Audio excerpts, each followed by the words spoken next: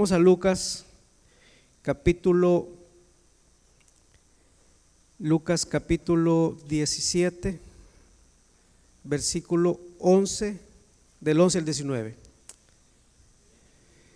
Dice la palabra del Señor, ya lo tienen, amén. Dice la palabra del Señor, dice Lucas capítulo 17, versículos del 11 en adelante. Amén. Dice la palabra del Señor: yendo Jesús a Jerusalén, pasaba entre Samaria y Galilea, y al entrar en una aldea le salieron al encuentro 10 leprosos, los cuales se pararon de lejos y alzaron la voz diciendo: Jesús, Maestro, ten misericordia de nosotros. Vamos a quedarnos ahí.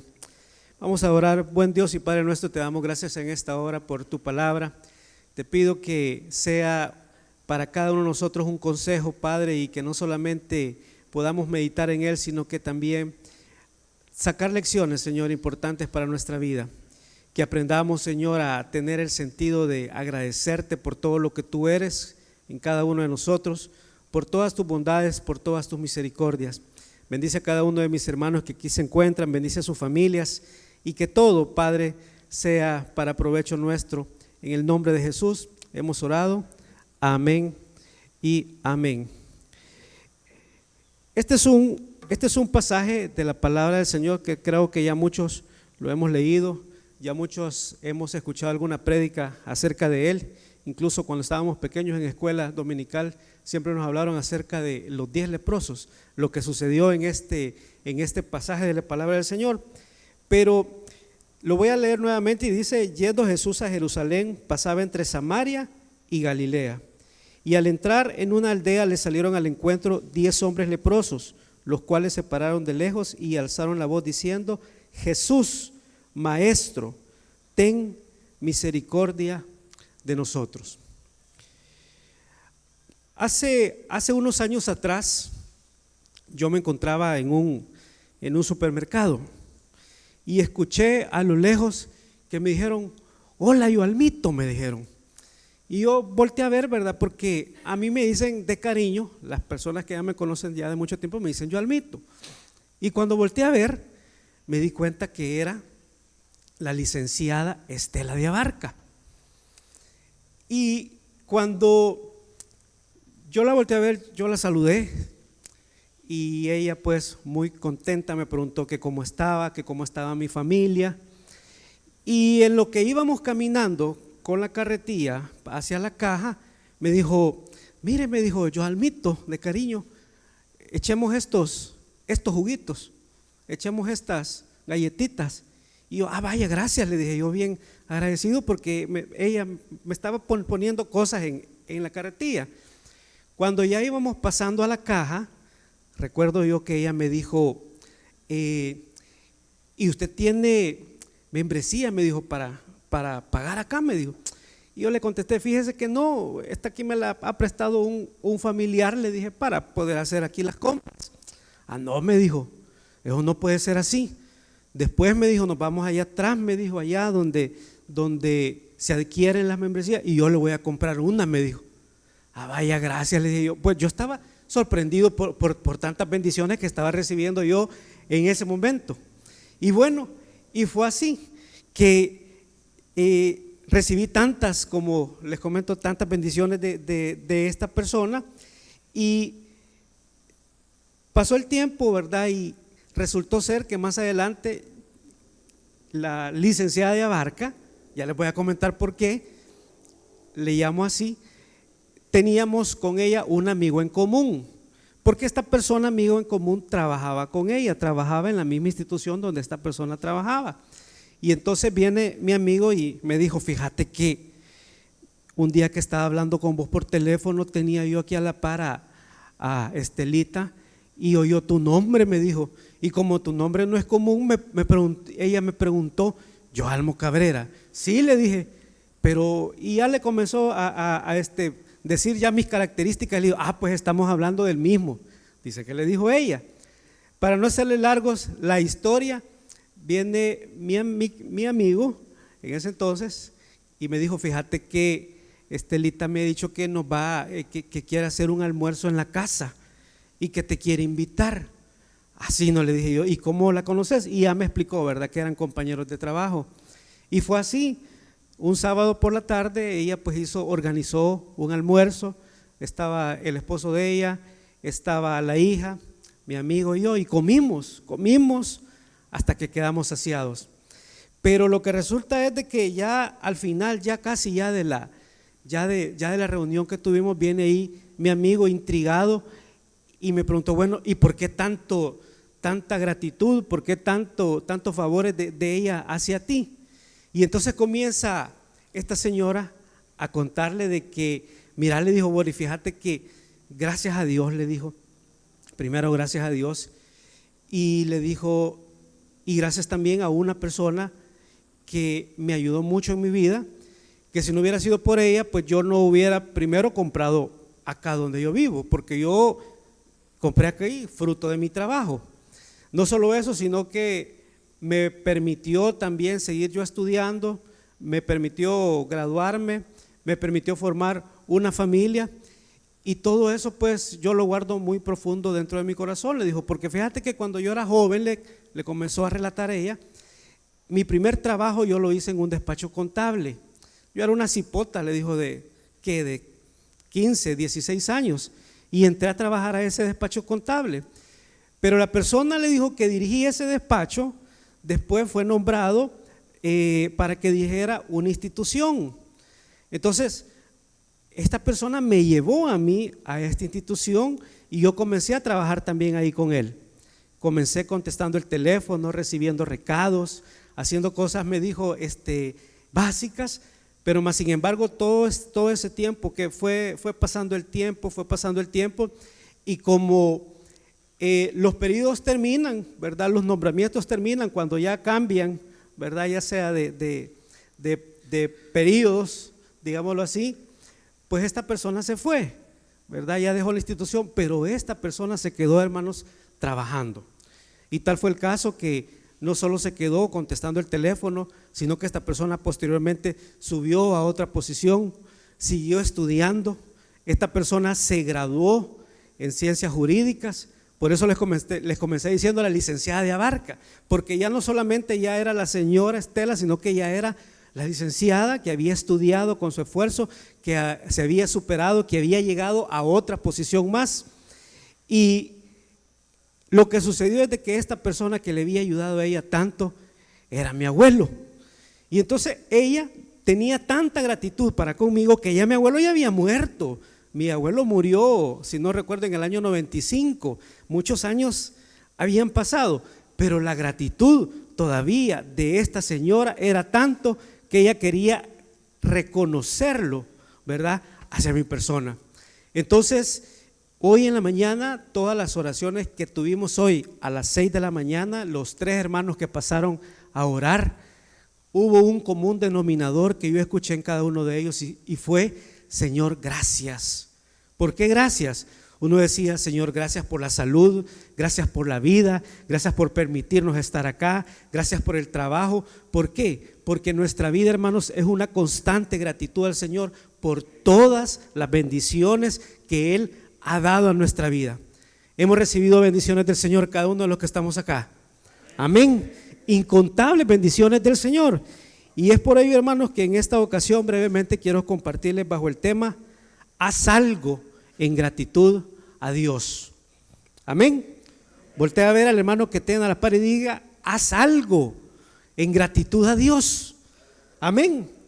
Fíjense que siempre acostumbro yo buscar el significado de las palabras para que vayamos comprendiendo de lo que vamos a hablar, y yo encontré un significado que me gustó mucho en el diccionario acerca de gratitud. Y fíjense que dice que ¿qué es gratitud? Dice: gratitud es un sentimiento, hermanos, de estima y reconocimiento que una persona tiene hacia quien le ha hecho un favor. Pregunto en esta mañana: ¿ha recibido alguno de ustedes algún favor terrenal de alguien? Sí, yo creo que todos sin excepción hemos recibido, hermano, algo, un beneficio, un favor de alguien. Y usted, dentro de su humanidad, con lo que usted ha tratado de agradecerlo, ya sea con una taza de café, ya sea con una galleta o algo, pero usted no se ha podido quedar, hermanos, estático. Usted no se ha podido quedar de brazos cruzados ante un bien, un favor que usted, hermanos, ha recibido de alguien. Y es por eso que el concepto así lo dice. Y también, por otro lado, está el concepto de ingratitud, que es lo contrario a la gratitud. Pero ¿qué es ingratitud? Fíjense, ingratitud, hermanos, es falta de agradecimiento. Eso es la ingratitud. ¿Y cuáles son los sinónimos que tiene esta palabra? Es ingrato, es desagradecido, es mal agradecido. Ahora, este concepto de mal agradecido ya es más común, por ejemplo, de los padres hacia los hijos. Porque hoy ya, por lo menos que yo ya soy padre, que hoy ya veo que uno tiene hijos, que uno tiene que esforzarse, que uno tiene que trabajar, que hoy ya que ellos comienzan en sus estudios, que hay que comprar paquetes de libros que no cuestan barato, ¿verdad? Que hay que comprar uniformes. Y cuando el hijo a uno no le responde como uno quisiera, después del esfuerzo que uno ha hecho, ¿qué pasa con los hijos?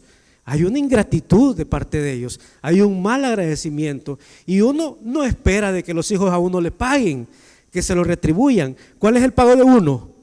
Que salgan bien en los estudios, que saquen buenas notas. Entonces esa es la retribución para uno como padre hacia el esfuerzo que uno ha hecho por amor a sus hijos.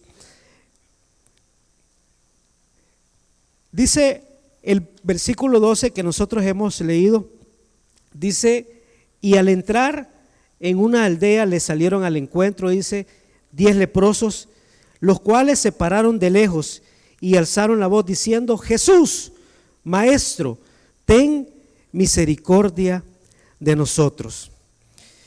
Si nosotros nos damos cuenta en este pasaje, hermanos, de la palabra del Señor, podemos ver en otras palabras que nadie daba un 5 por estas personas. Nadie daba nada por ellos. ¿Y por qué nadie podía dar nada por ellos? ¿Por qué? Primero, hermanos, porque ellos eran leprosos. ¿Qué significaba un leproso en los tiempos bíblicos? ¿Qué significaba un leproso? Podemos irnos atrás al Antiguo Testamento. Si revisamos un poco acerca de Levíticos, habla acerca de todo lo que significaba una persona que tenía lepra. En otras palabras, era una persona, hermanos, inmundo. ¿Qué es algo inmundo? Es algo que nauseabundo, es algo que nadie quiere estar cerca de algo así.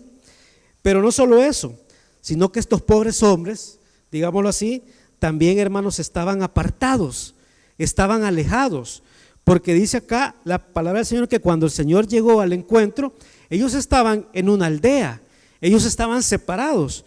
¿Y por qué?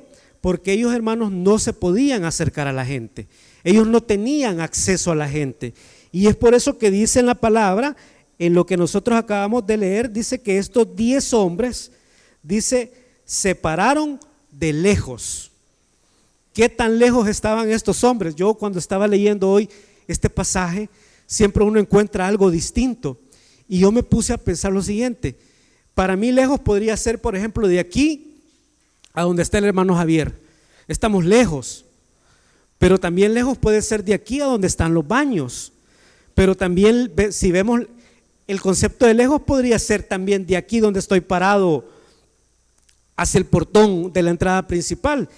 Y yo me imagino, mi percepción personal, que estos hombres estaban lejos, y no solo lejos, sino que estaban bien lejos, porque dice acá la palabra del Señor que ellos tuvieron que alzar la voz diciendo: Jesús, Maestro, ten misericordia de nosotros.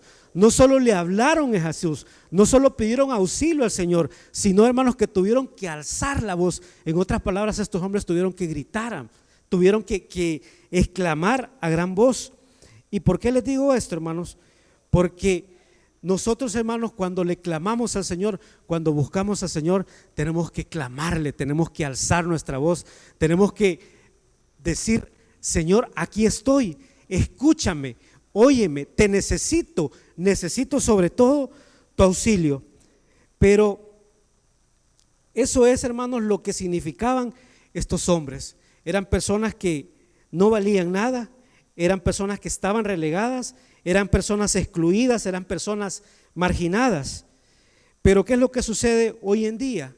Hoy en día, hermanos, para cada uno de nosotros, cuando hay una buena posición, cuando hay un buen nombre, cuando hay recursos, usted vale, usted tiene valor. Por eso es que aquel famoso dicho que dice: ¿cuánto vales? ¿Cuánto tienes? ¿Cuánto vales? Pero estas personas, hermanos, quiero decirles que no valían nada por la condición en la cual ellos se encontraban. Pero quiero decirles en esta mañana de que el pecado, hermanos, asemeja la inmundicia también en cada uno de nosotros. ¿Por qué? Porque así mismo lo dice el apóstol Pablo ahí en Romanos 3:23, dice: por cuanto todos pecaron. Todos nosotros hemos pecado, dice la palabra, que todos estamos destituidos de la gloria de Dios, todos sin excepción. El pecado que comete el hombre, el pecado que cometemos cada uno de nosotros, es una inmundicia para el Señor. La misma palabra del Señor habla acerca de una lista incontable de pecados, así como dice las obras de la carne. Pero no solo eso, sino que también, hermanos, el salmista David lo expresó en el Salmo 51:5 y lo pueden leer y dice: he aquí, dice David, en maldad he sido formado y en pecado me ha concebido mi madre. ¿Qué quiere decir, hermanos? Que cada uno de nosotros, como hombres, como varones, ya el gen del pecado ya ha venido con nosotros.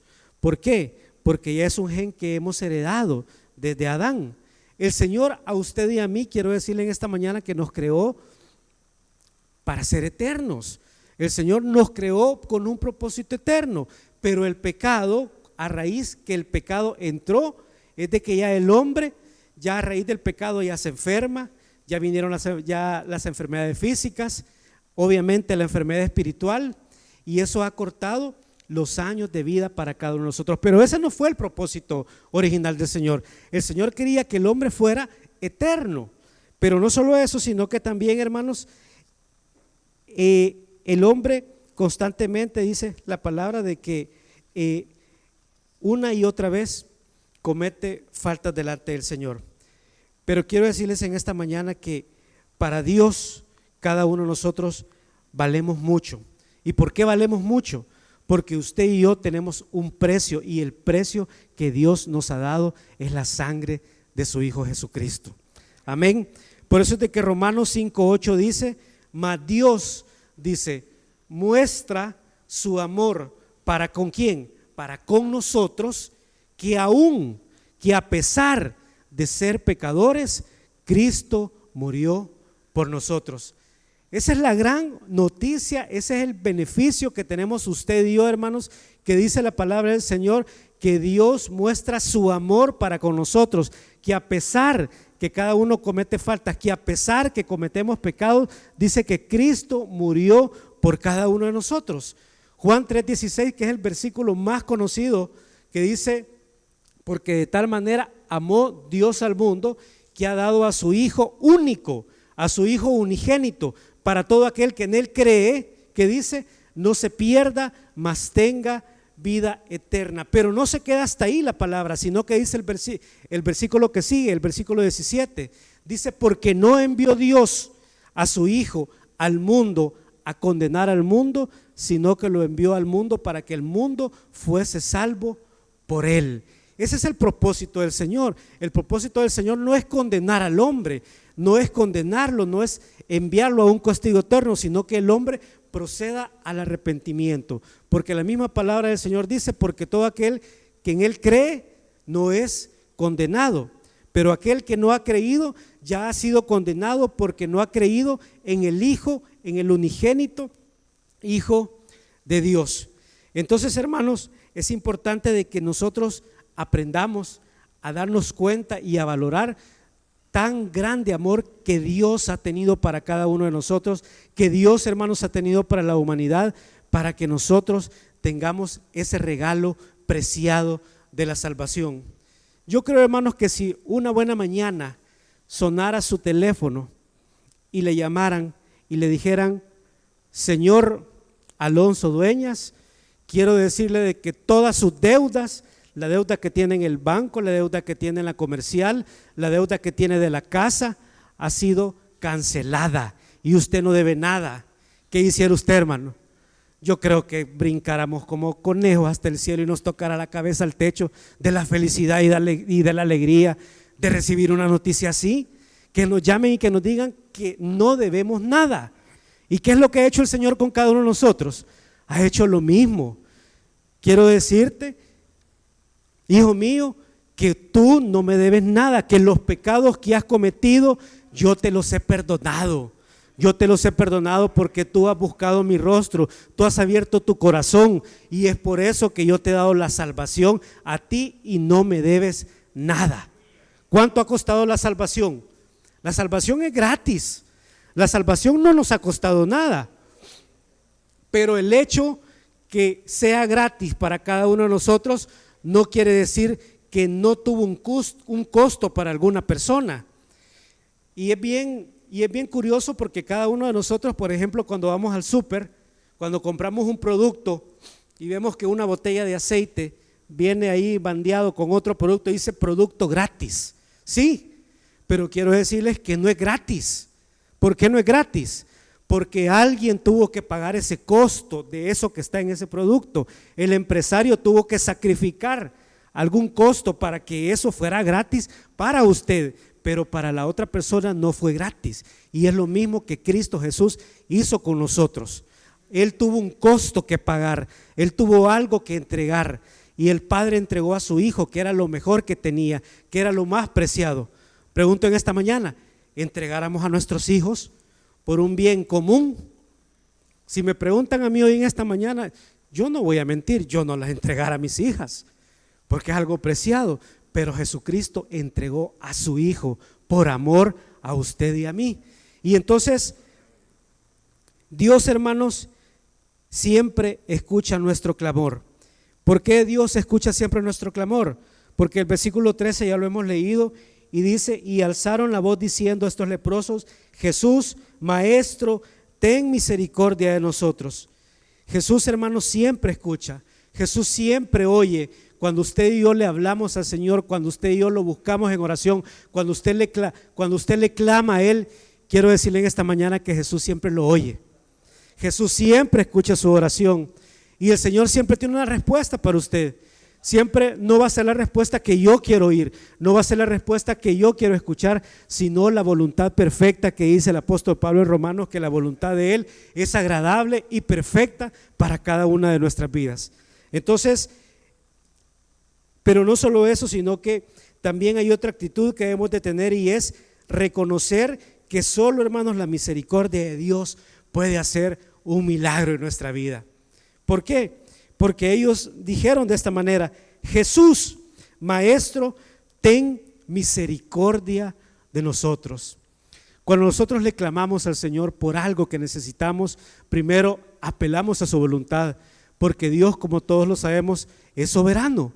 Y la decisión de Él la va a tomar independientemente cuál sea lo que nosotros le estamos pidiendo. Y en esta ocasión, estos 10 leprosos le estaban clamando al Señor, y no solo le clamaron a Él, sino que le dijeron: Señor, ten misericordia de nosotros. Señor, ten misericordia, haznos un milagro, haz que tu poder sea derramado en nuestra vida. Y dice la palabra, cuando Él los vio, fíjense, ellos gritaron. Ante el grito el Señor los escuchó para que tuvieran misericordia. Y dice el versículo que sigue: cuando Él los vio, dice, les dijo: id, mostrados a los sacerdotes. Y aconteció que mientras iban, fueron limpiados. Entonces, dice, uno de ellos, viendo que había sido sanado, volvió glorificando a Dios a gran voz y se postró en tierra a sus pies, dándole, ¿qué dice? Gracias, dándole gracias. Y dice, era samaritano. Haciendo cuentas, dice la palabra que eran 10, haciendo las matemáticas, pero dice la palabra que solamente, hermanos, uno regresó a darle gracias. ¿A qué regresó? A reconocer, a darle ese reconocimiento, a tener ese estima para él por el favor que él había recibido. Y no solo eso, sino que este hombre, me imagino yo, que ha de haber querido recompensarle al Señor, que ha de haber querido hacer algo, algún acto para él poder darle gracias y demostrarle su gratitud al Señor de alguna manera. Entonces, el que recibe, hermanos, un favor de Dios, definitivamente no se puede callar. El que recibe algo bueno del Señor no se puede quedar callado. Por eso es que escuchamos tantos testimonios de hombres, de ustedes. Nos hemos parado acá para darle gracias al Señor, para dar un testimonio de aquel milagro que Dios ha hecho, hermanos, en nuestra vida. Le hemos dado gracias al Señor en muchas ocasiones. ¿Para qué? Posiblemente algunos de los que estamos acá le han dado gracias al Señor. Señor, gracias, por ejemplo, por haber restaurado mi matrimonio. Señor, gracias por haber sanado a mi hijo de una enfermedad que la ciencia médica no podía hacer nada. Señor, gracias porque sanaste a mi hija, sanaste a mi esposa. Señor, gracias porque me has dado un trabajo. Señor, gracias porque posiblemente no gano lo que yo quiera, posiblemente gano el salario mínimo y no me alcanza, pero Señor, gracias porque mediante esto tú permites que yo pueda ser un proveedor para mi casa. Señor, gracias porque me has dado una casa, posiblemente no con todos los cuartos que yo quiera, pero me has dado una casa. Me has dado un hogar por donde refugiarme, porque no vivo abajo de un puente, porque no tengo que aguantar frío. Bueno, hoy en estos días, bueno, ayer en la noche estuvo muy helado y el Señor nos ha dado una casa. Nos ha dado el Señor tantas bendiciones que si en realidad usted y yo nos ponemos a hacer cuentas de todo lo que el Señor nos ha dado, creería yo, queridos hermanos, que no nos alcanzará el tiempo para darle las gracias al Señor. ¿Está usted agradecido con el Señor por todo lo bueno que Él es? ¿Tiene gratitud usted para el Señor por la salud que le ha dado? ¿Tiene usted gratitud porque en medio de una pandemia y tanta gente se ha contaminado, incluso familiares nuestros, y la enfermedad no ha llegado a nuestro cuerpo y estamos vivos? ¿Cuántas personas no están aquí? Están en los hospitales debatiéndose, hermanos, entre la vida y la muerte, y quisieran estar como nosotros. Entonces, hermanos, que la gratitud se traduzca en servicio, que la gratitud, hermanos, se traduzca en acción en nuestras vidas. Ya no podemos seguirle solo diciendo: Señor, gracias. Señor, gracias por lo que has hecho en mí. Señor, gracias por tus bendiciones. Ya no podemos seguir solamente agradeciéndole al Señor, sino que tenemos, hermanos, que hacer algo. Tenemos que hacer algo por el Señor. Tenemos que servirle a Él. Dentro de la iglesia ustedes sabrán que hay tantos ministerios en los cuales usted y yo nos podemos involucrar. Y quiero decirles que hace falta personal. Hay personal que todavía hay plazas vacantes dentro de los ministerios y ahí están, solo que hace falta que querramos servirle al Señor. Recuerdo que cuando estudié y llevé un par de clases en el Instituto Bíblico, una de las preocupaciones de la directora, hermana Dorita, bueno, ya está Samuelito, que no podrá mentir, era de que todos los años, hermanos, salían hermanos. Todos los años habían graduaciones, salían varios hermanos, pero de todos esos hermanos, ¿cuántos servían en el ministerio? Era un porcentaje, hermanos, mínimo. ¿De qué sirve tener un conocimiento? ¿De qué sirve estudiar? ¿De qué sirve en lo secular ir 5 años a estudiar una carrera, a estudiar para médico, para abogado, para cualquier otra profesión? Y en los 5 años, si al terminar usted esa carrera se queda en la casa, tendría sentido. ¿Tendría algún tipo de sentido que usted se haya desgastado, que se haya desvelado, que haya invertido factor económico y no ejerza lo que usted ha estudiado? No tendría lógica, no tendría sentido. Mas sin embargo, nosotros, al tener el conocimiento del Señor, lo que tenemos que hacer es compartir su palabra. Lo que tenemos que hacer es servirle al Señor. Lo que tenemos que hacer es decirle al mundo que hay una buena noticia de salvación para todos, y que es que Cristo Jesús ama al hombre, que Cristo Jesús quiere salvar, que Cristo Jesús quiere hacer algo en la vida del hombre. Y eso es, hermanos, por medio de la predicación de la palabra del Señor. Entonces, la gratitud, hermanos, para ir terminando, debe ser un factor determinante en nuestra vida. La gratitud debe ser el diario vivir de nosotros para con el Señor. Señor, en gratitud yo quiero servirte. Señor, en gratitud, ¿qué puedo hacer yo por ti? Señor, en gratitud estoy aquí para entregarte mi vida en completo servicio a ti. El domingo pasado yo me alegré mucho y mi corazón pues incluso hasta se quebrantó cuando vi que un hermano de ustedes que está aquí presente, que no voy a decir su nombre, ni lo voy a voltear a ver, cuando yo venía entrando, vi que el hermano salió corriendo, pero salió corriendo puro cipote de 15 años, a decirme dónde tenía que parquearme. Y no era un cipote de 15 años, ya era una persona grande, ya era una persona adulta, sirviendo en el parqueo. Y yo dije, definitivamente esto es la gratitud que Dios quiere que cada uno de nosotros tengamos, hermano, el servirle a Él. Porque quiero decirles que el servirse al Señor, los únicos beneficiados somos nosotros, hermanos.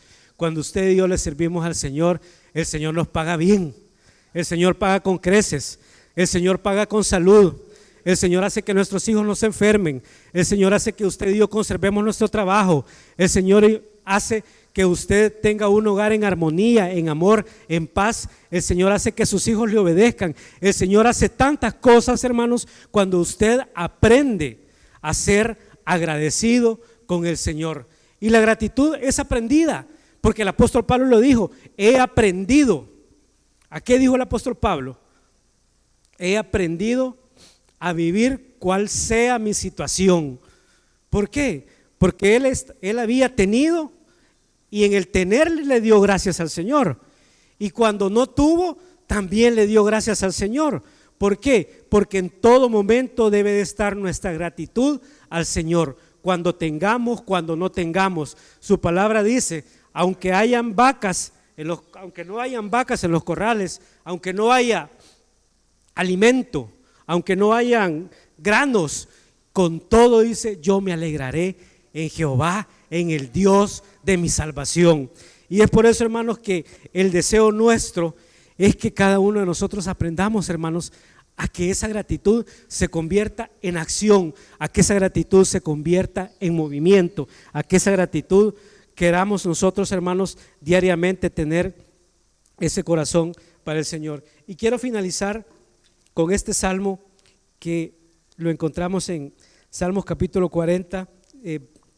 50, versículos 14 y 15. Y dice: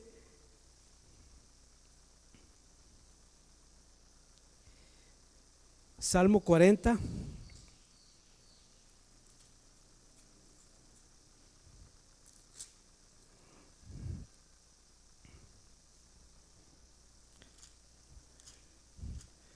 dice la palabra del Señor: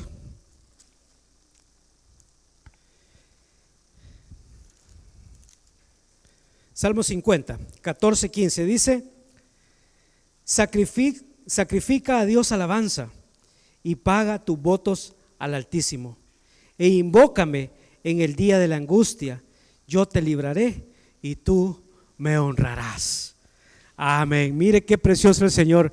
Dice: sacrifica a Dios alabanza y paga tus votos al Altísimo, e invócame el día de la angustia, yo te libraré y tú me honrarás. Hay otra versión que dice: tú vendrás a mí, yo te prestaré mi ayuda y tú me darás alabanza.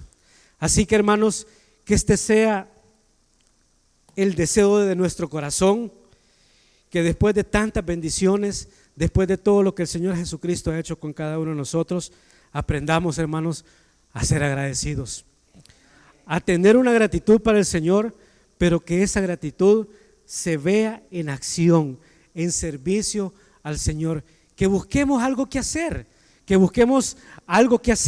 para el Señor. ¿Para qué? Para que la obra del Señor siga creciendo.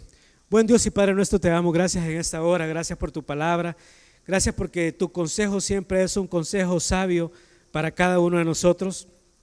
Te pido que bendigas la vida de cada uno de mis hermanos, te pido que siempre existe el sustento en la mesa de cada uno de ellos, que no falte el trabajo, Padre, que en estos tiempos tu sangre poderosa los cubra, Señor, de toda enfermedad, que no llegue ninguna plaga, ninguna peste a la vida ni de ellos ni de su familia, Padre, y que siempre tengamos un corazón agradecido por tantas bendiciones que tú has dado a cada una de nuestras vidas. En el nombre de Cristo Jesús hemos orado. Amén y amén.